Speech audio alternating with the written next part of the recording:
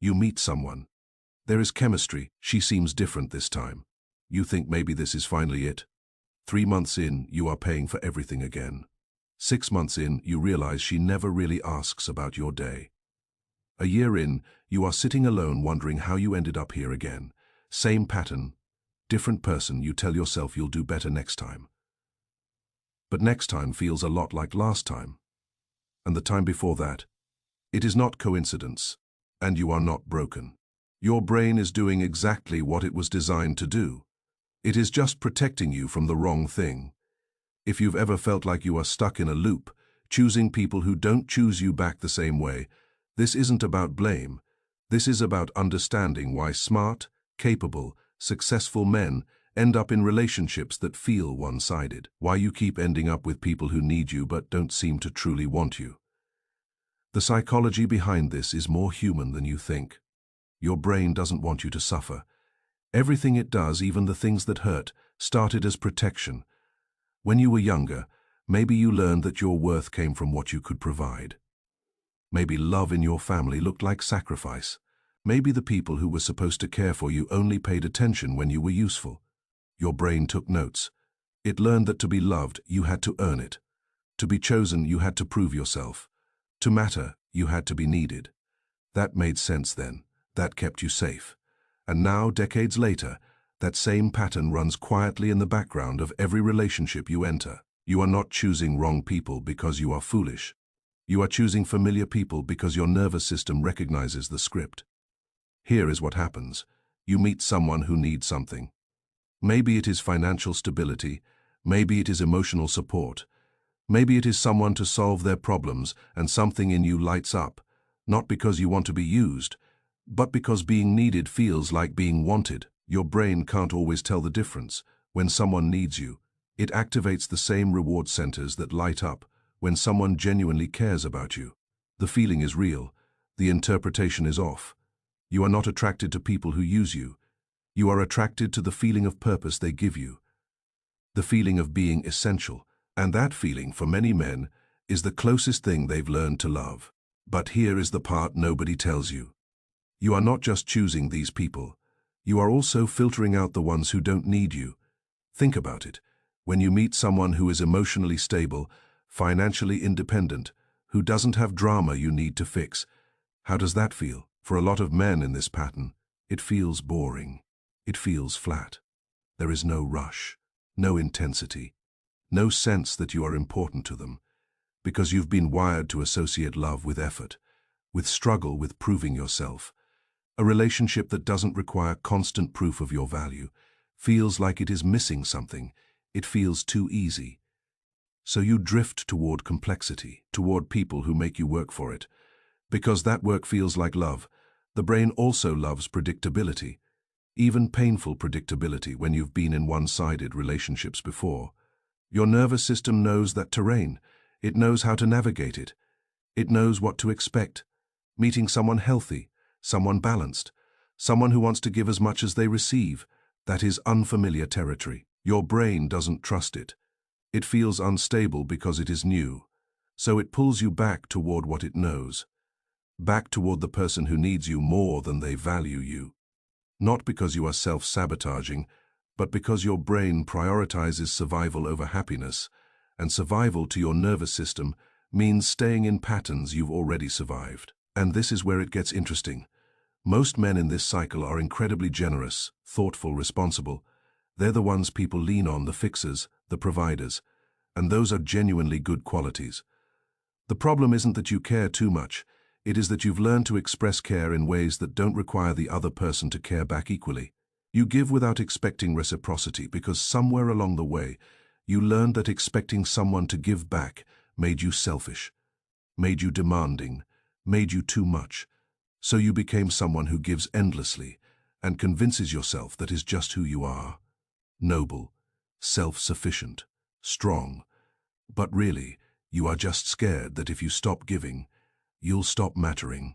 Think about how this shows up. She forgets your birthday, but you'd never forget hers. You plan every date, but she never thinks to plan one for you. You ask about her day every day, but she only asks about yours when something's wrong. You notice everything about her, but she doesn't seem to notice much about you. And you tell yourself it is fine. You tell yourself you don't need that kind of attention. You tell yourself you are low maintenance, but low maintenance isn't a personality trait. It is a defense mechanism. It is what you became when you learned that having needs made people leave. As you get older, this pattern doesn't disappear. It just changes shape. In your 20s, you might have chosen people who were emotionally unavailable. In your 30s, people with drama. In your 40s, people who need financial or emotional rescue. The core is the same. You are still choosing people who let you play the role you learned.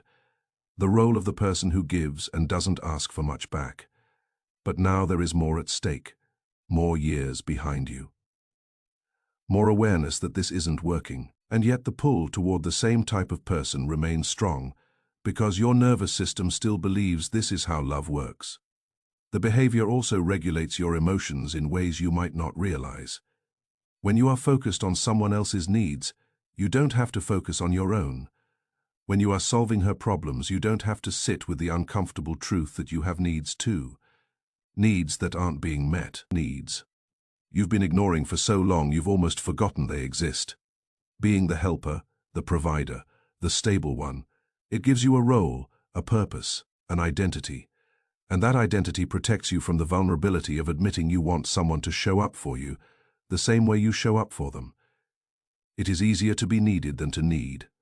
Safer to give than to ask, and your brain will choose safe over fulfilling every single time. This is also why walking away feels so hard. It is not just about losing the person, it is about losing the role, losing the sense of purpose that came from being essential to someone.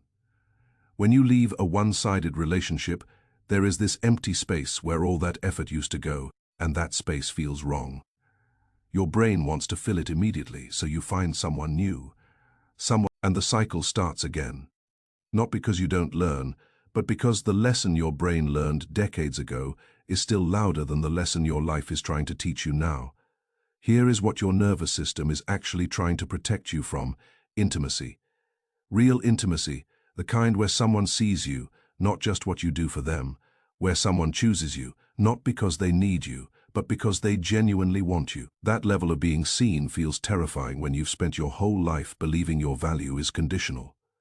When you've spent years proving your worth through action, being loved just for existing feels unstable, unsafe, like it could be taken away at any moment, so you choose relationships where your value is clear, where you are useful, where your role is defined. It hurts more in the long run, but it feels more secure in the short term. You are not choosing the wrong people because something is wrong with you.